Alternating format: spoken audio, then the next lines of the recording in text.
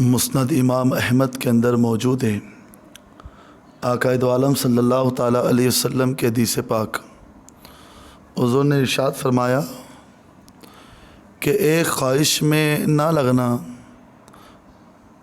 اس خواہش کے اندر کبھی نہ لگنا جو خواہش تمہیں نئی خواہشات کے اندر ڈال دے۔ اور یہ حدیث پاک آج کے دور کے تعلق سے اتنی مؤثر اور اتنی مفید ہے کہ آج ہر کوئی انسان جو ہے نا، وہ ایک خواہش مکمل نہیں کرتا ہے، اس کی دوسری خواہشیں تیار ہوتی ہے۔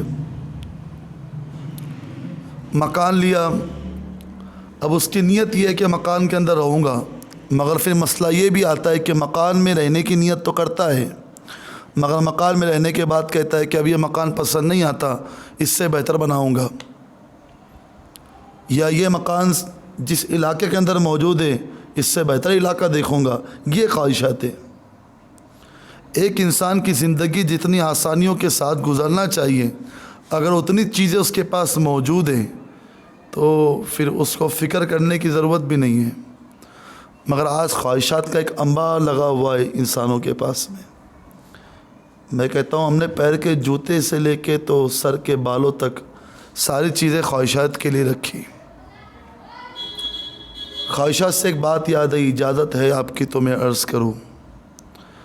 پہلی مرتبہ جب سفر اجمیر مجھ جیسے گنہگار کو نصیب ہوا تھا، اس وقت کسی نے مجھ سے کہا تھا کہ پیر و مرشد سے دعائیں لے لو۔ میں نے سب سے پہلا کال حضور اشرف العلماء مفتی محمد مجیب اشرف صاحب قبلہ اور رحمۃ اللہ تعالیٰ علیہ کو کیا۔ حضرت کال ریسیو کرتے تھے، حضرت نے کال ریسیو کیا۔ میں نے کہا حضرت میں اجمیر شریف جا رہا ہوں، دعا کرے اور کوئی نصیحت کرے تاکہ میری دعائیں آسانیوں کے فیصلے پہ آئے۔ حضرت نے کہا بیٹے کبھی بھی لمبی خواہشات مت رکھنا، کیونکہ لمبی خواہشات انسان کے پاس جو نعمتیں ہیں نا اس کو چھوٹا بنا دیتی ہے۔ حضرت کے جملوں کی اتنی تاثیر تھی کہ میں نے ٹھان لیا کہ اب کسی بھی خواہش کے تعلق سے کبھی بھی وہاں جا کے سوال نہیں کرنا ہے۔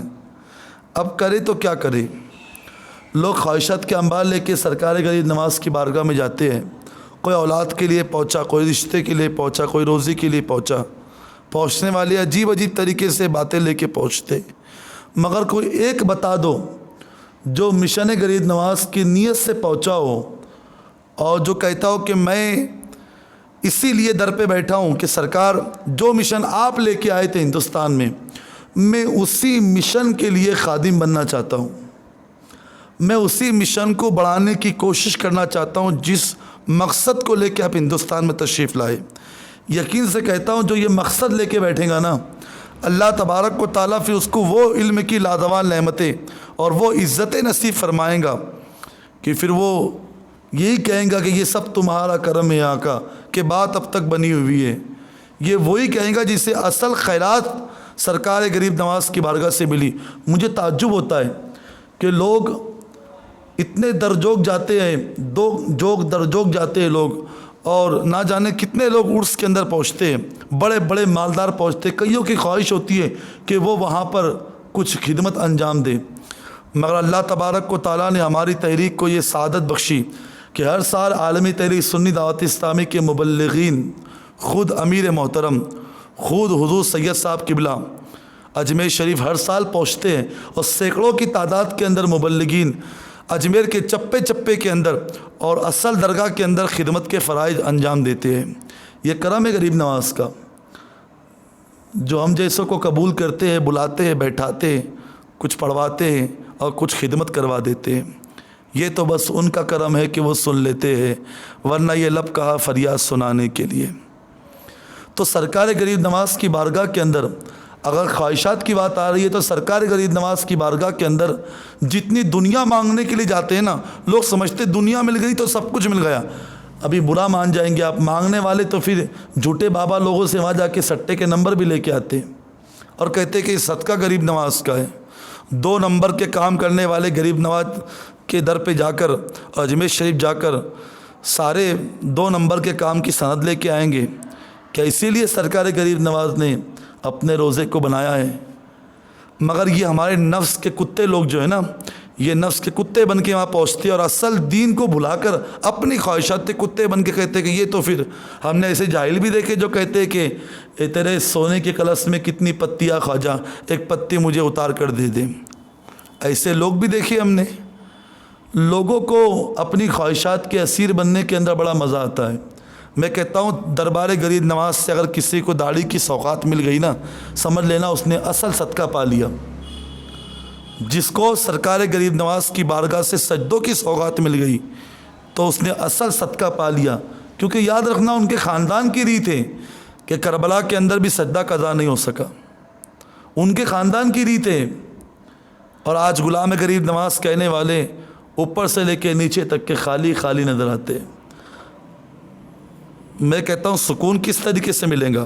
ہر سال وہاں پر پہنچنے کے بعد تو کیسے کیسے کو خیرات ملتی ہم خود دیکھتے ہیں، مگر اصل خیرات تو اس کو ملیں گی نا جو مشن لے کے سرکار غریب نواز ہندوستان کی سرزمین پہ تشریف لائے، وہ مشن کا صدقہ ملے ان کو، تب جا کے وارے نیارے ہوتے۔ اور ایسوں کو جلدی حاضریاں بھی نصیب نہیں ہوتی، مگر جب وہ مشن پہ کام کرتے ہیں ان کو پتہ ہے کہ میں جن کی نوکری کر رہا ہوں ان کو میری خبر ہے، وہ جانتے ہیں کہ ہم کس حال کے اندر موجود ہیں۔ جب وہ دلی کے اندر رہ کے بادشاہ وقت کو بچا سکتے ہیں شمس الدین التمش کی شکل میں، تو ہم جیسے غلاموں کو کیوں نہیں بچائیں گے؟ الحمدللہ ثم الحمدللہ۔ مگر یاد رکھنا انسان کی خواہشات بھی جو ہے نا وہ ختم ہونے کا نام نہیں لیتی۔ یہ خواہشات کے اسیر ہونے کی بات جو میں کر رہا تھا کہ لوگ لمبی لمبی خواہشیں دنیا سے لگاتے اور ایک حسرت بھری نگاہوں کے ساتھ دنیا سے جاتے ہیں۔ مولا علی کرم اللہ تعالیٰ وجہ الکریم ارشاد فرمایا کرتے تھے، لوگوں انسان کے پیٹ کو دنیا کی کوئی چیز بھر نہیں سکتی۔ یہ جو خواہشات کا پیٹ ہے نا ہمارا، یہ بھی آ جائے وہ بھی آ جائے، حرام حلال کی تمیز کیے بغیر، اور سارے معاملات کو پیٹ کے پیچھے ڈال کے جو لوگ کر رہے ہیں نا، تو وہ سمجھتے کہ ان کے پاس سب کچھ آ گیا، مگر پھر بھی ان کا پیٹ بھرتا نہیں ہے۔ مولا علی کرم اللہ تعالیٰ وجہ الکریم فرماتے انسان کا پیٹ ایک ایسی چیز ہے جس کو صرف اور صرف قبر کی مٹی بھر سکتی ہے۔ بس یہ خواہشات کے پیٹ کو صرف قبر کی مٹی بھریں گی، اس کے علاوہ کوئی دوسری چیز بھر نہیں سکتی۔ مگر لوگ اس بات کی طرف توجہ بھی نہیں دیتے، اور توجہ دینی چاہیے۔ اگر اس بات کے اوپر توجہ پڑ گئی نا تو پھر اصل عبادتوں کا سرور آئے گا، پتہ چلے گا کہ دنیا کے اندر صرف ہم دکھاوے کا دین لے کے نہیں آئے بلکہ ایک مقصد والی زندگی لے کے آئے ہیں۔ اور اللہ تبارک و تعالیٰ نے وہ لوگوں کو دنیا کے اندر بڑا سکون سے رکھ دیا جنہوں نے خواہشات کو اپنی پیٹھ کے پیچھے ڈال دیا اور دین کو آگے رکھا۔ دیکھو اکثر مسئلہ یہی ہوتا ہے نا کہ خواہشات کے اسیر جو لوگ ہوتے ہیں نا، وہی لوگ دین پہ صحیح طریقوں سے عمل نہیں کر پاتے، اور کرتے بھی تو کچھ وقت کے لیے کرتے، دینی محافل میں نیک بن جاتے ہیں اور اس کے بعد پھر ان کی زندگی دیکھ کر نگاہیں نیچی ہو جاتی ہے۔ تو جو اصل زندگی غلام کیسے ہوتے پتہ ہے نا آپ کو؟ اس زمانے کے اندر غلاموں کا اتنا رواج تو نہیں ہے، مگر اگر غلاموں کی آپ تاریخ پڑھے تو پتہ چلے گا جو غلام خرید لیا جاتا پھر اس کے کپڑے نہیں ہوا کرتے تھے، اس کا کھانا اس کی مرضی کا نہیں ہوا کرتا تھا، اس کا جینا اس کی مرضی کا نہیں ہوا کرتا، اس کے مالک کا جینا ہوا کرتا۔ بس ہم بھی اسی غلام کی طرح زندگی اگر گزار لیں گے نا تو پھر جنت کی ابدی نعمتیں ہمارے لیے انتظار کر رہی ہے۔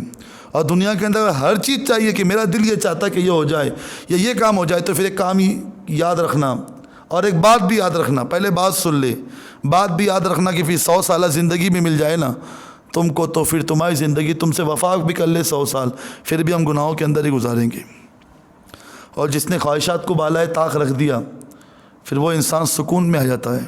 خواہشات انسان کو بے چین بھی کرتی ہے، یہ خواہش ہے یہ ہو جائے، میری وہ خواہش ہے، اور زیادہ تر خواہشیں ہمارے گناہوں سے جو کہ لگی جڑی ہوئی ہے۔ اللہ والوں نے اس چیز کی نفی کی ہے۔ ایک بادشاہ تھا، عرب کے کچھ علاقے اس کے زیر اثر تھے، اس کو کھلانے اور سخاوت کا بڑا شوق تھا، مگر ساتھ میں دکھاوا بھی کرتا تھا، کھلانے کا بھی شوق دکھاوے کا بھی شوق۔ کئی لوگ ہوتے ایسے جو فطرے کے گیہوں بھی بغیر دکھائے نہیں دیتے، اور کچھ لوگ ہوتے ایسے جو کسی کی شادیوں میں مدد بھی کر دے تو پھر 4 24 کے سامنے جب تک کہ وہ نہیں کہیں گے وہاں تک کہ دل کو سکون نہیں ملتا۔ کچھ لوگ ہوتے بھی ہیں جو مدد تو کرتے ہیں مگر بعد میں ذلیل بھی کر دیتے ہیں، اور پھر یہ بھی کہتا ہے کہ بولنا تو نہیں چاہیے مگر ہم نے اس کی مدد کی تھی۔ کیا بولنا نہیں چاہیے؟ یہ بولنے سے ہی تیری مدد ضائع ہو چکی ہے۔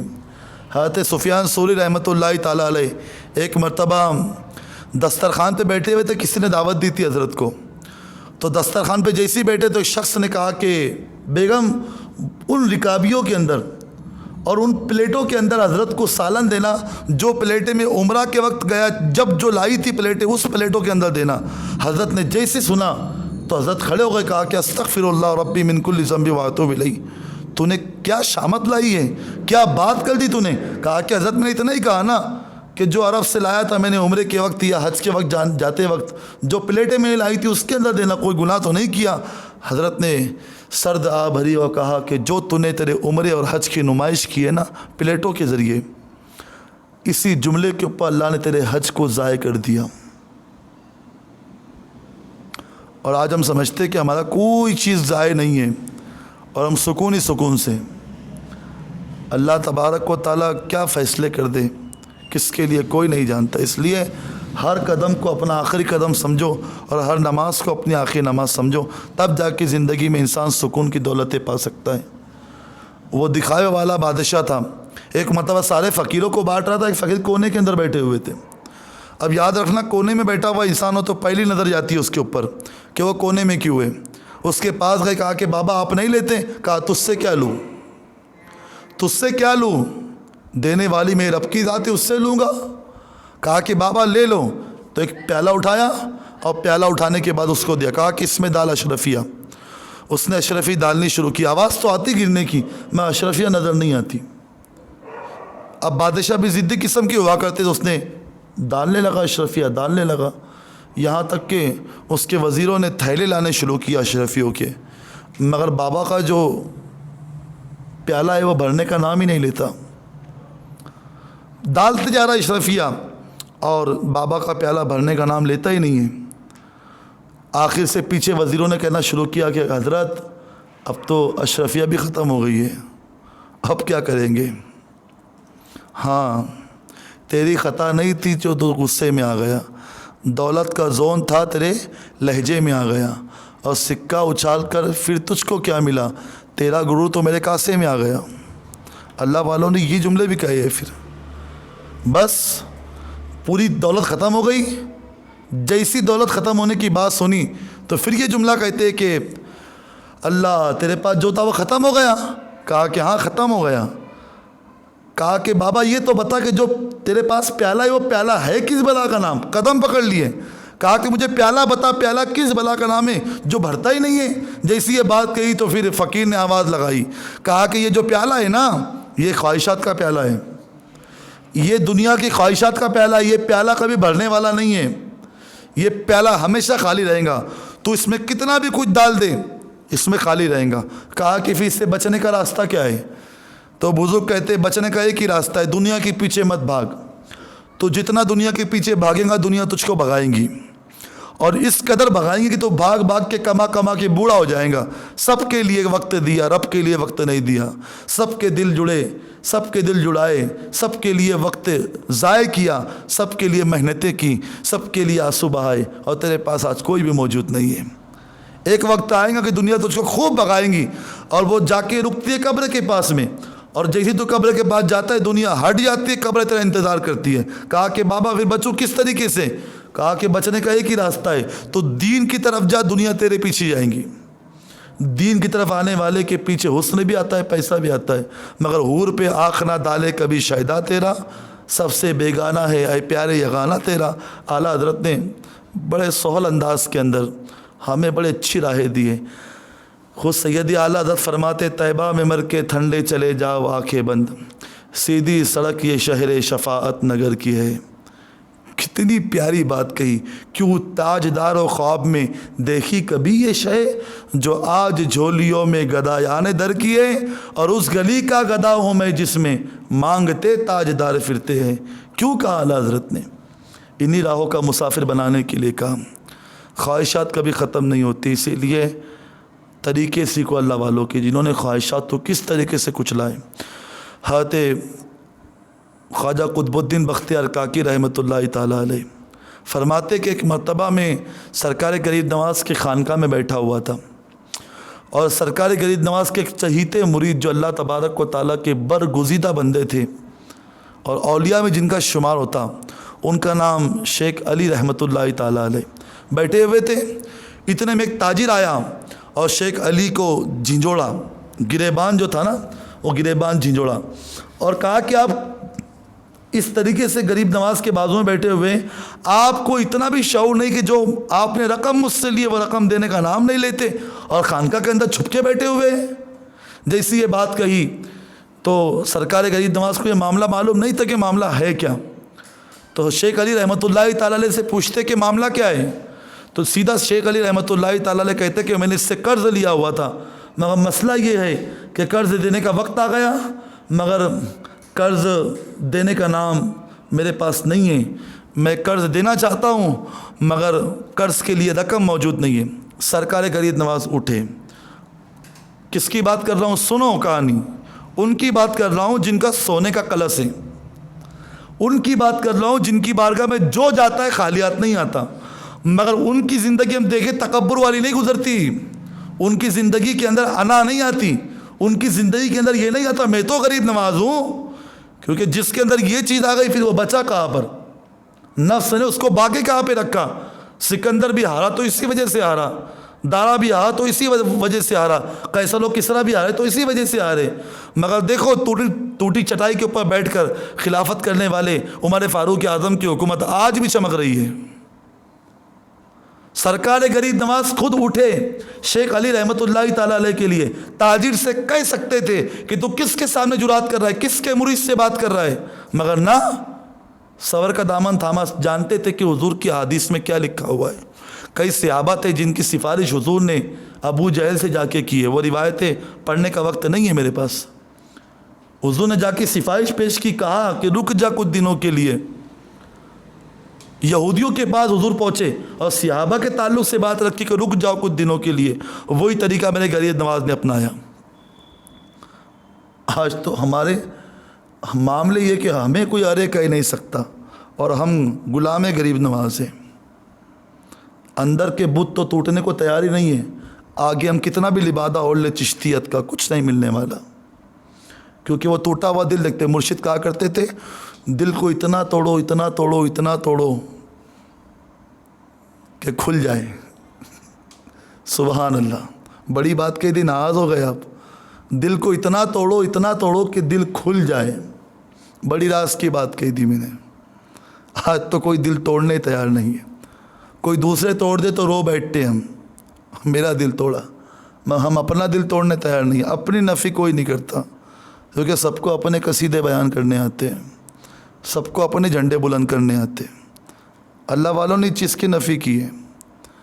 سرکار غریب نواز کھڑے ہوئے کہا کہ کچھ دن کے لیے رک جا، کچھ دن کی بات ہے رک جا، کہا کہ نہ میں نہیں رکتا، مجھے ابھی کے ابھی چاہیے اور جتنا دیا اتنا چاہیے۔ سرکار غریب نواز رحمۃ اللہ تعالیٰ علیہ کھڑے ہوئے، اپنی چادر لی اور چادر لینے کے بعد میں زمین پہ پھیلائی، زمین پہ پھیلانی تھی کہ اشرفیوں کی برسات جاری ہو گئی، اشرفیہ گرنے لگی، کہا کہ اٹھا لے کتنی اٹھانی ہے، کرامت ظاہر کی مگر پہلے سنت رسول کے اوپر عمل کیا۔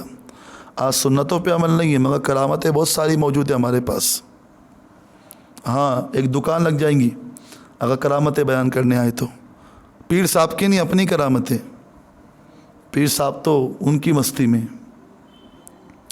جب اشرفیوں کی برسات شروع ہوئی نا تو لینے والا جو تاجر تھا کہا اٹھا لے کتنی اٹھانی ہے، جتنی دیا تھا اٹھا لے، مگر جب وہ اٹھانے کے لیے گئے تو اس نے نگاہیں اوپر کی، سرکار غریب نواز کو دیکھا تو سرکار غریب نواز اشرفیوں کی طرف نہیں دیکھ رہے تھے، تو اس نے یہ سوچا کہ اشرفی طرف نہیں دیکھتے تو چلو کچھ زیادہ اٹھا لیتا ہوں، اس نے زیادہ اٹھائی اور وہاں سے نکل گیا۔ سرکار غریب نواز کھڑے ہوئے اور شیخ علی کو دیکھا، شیخ علی بہت ہی رنجیدہ ہو چکے تھے، چونکہ تمام سلسلے کے احباب، جتنے مشائخ چشت اور جتنے پیر بھائی ان کے کھڑے ہوئے تھے، سب کے سامنے ان کو ذلت کا سامنا کرنا پڑا۔ ان کے رسوائی کا جو حال تھا وہ دیکھ کر سرکار غریب نواز نے نصیحت کی انہیں، کہا کہ جب ہمارے لیے اللہ اور رسول کافی ہے تو کسی دنیا دار کے آگے ہاتھ کبھی نہ پھیلایا کرو. اور یہ مجھ جیسے گنہگار کے لیے بھی ضروری ہے جو غریب نواز کا نام لیتا ہوں، کہ میں اگر فاتحہ کے لیے بھی جاؤں تو میں نذرانہ نہ لوں. پھر اگر میں جاؤں کسی غریب بچی کے نکاح کے لیے، دکھ جائے کہ غریب یتیم بچی ہے، تو پھر میں نکاح کے اندر نذرانے کا مطالبہ نہ کروں. اگر میں اس کو کچھ نہیں دے سکتا کم از کم یہ سوغات تو دوں. میں ضرورت ہے یار، بچا کچا کھانا تو کوئی بھی دے دے گا نا.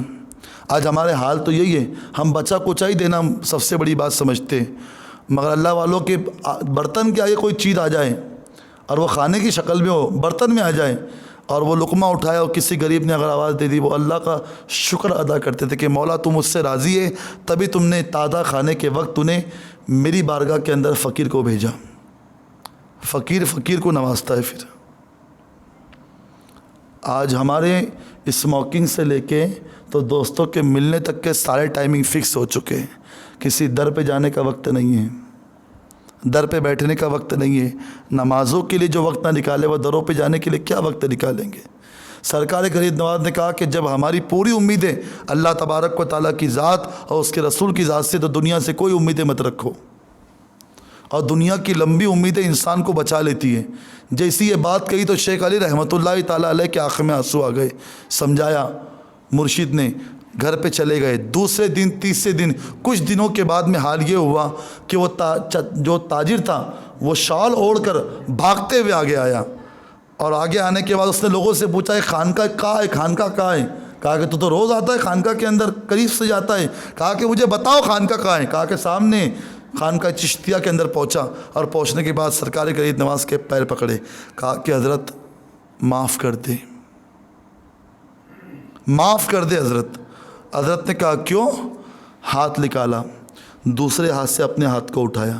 کہا حضرت جب سے یہاں سے گیا ہوں ہاتھ کام کرنا بند کر دیا ہے، ہاتھ کام نہیں کرتا، میرے ہاتھ نے کام کرنا بند کر دیا. دوسرے ہاتھ سے اٹھا کے میں دکھا رہا ہوں کہ دیکھیے میرا بے جان ہاتھ ہے. سرکار غریب نواز نے کچھ نہیں کہا. اس نے کہا حضور معاف کر دے، چونکہ میں جب آپ اشرفیہ گر رہی تھی آپ کی چادر مبارک کے اوپر تو میں نے کچھ اشرفی زیادہ اٹھا لی، شاید یہ اسی کی سزا ہے کہ آج میرا ہاتھ شل ہو گیا، میرا ہاتھ کام نہیں کرتا. غریب نواز مسکرا پڑے. کہا کہ تیری نیت ابھی تک کے دنیا میں لگی ہوئی ہے، ابھی تک کے تو دنیا کے بارے میں سوچ رہا ہے. تو کیا سمجھتا ہے کہ تو نے زیادہ اشرفیہ اٹھائی اس کی وجہ سے تیرا ہاتھ خراب ہوا؟ نانا اشرفیوں کی اوقات کیا ہے غریب نواز کی بارگاہ میں؟ سبحان اللہ. یہ دولت کی اوقات کیا ہے میری بارگاہ کے اندر؟ تو یہ مت سمجھ کہ زیادہ اشرفیہ لینے کی بنیاد کے اوپر تیرا حال اور ہاتھ خراب ہوا ہے. نا تو یہ مت سوچ. سنبھل کر کیا کرو فقیروں سے گفتگو، یہ وہ ہے جو سوکھی ندی سے پانی مانگ لیتے ہیں. سنبھل کے کیا کرو. ابھی عقدہ کھولیں گا آگے کہ کس وجہ سے برباد ہوئے.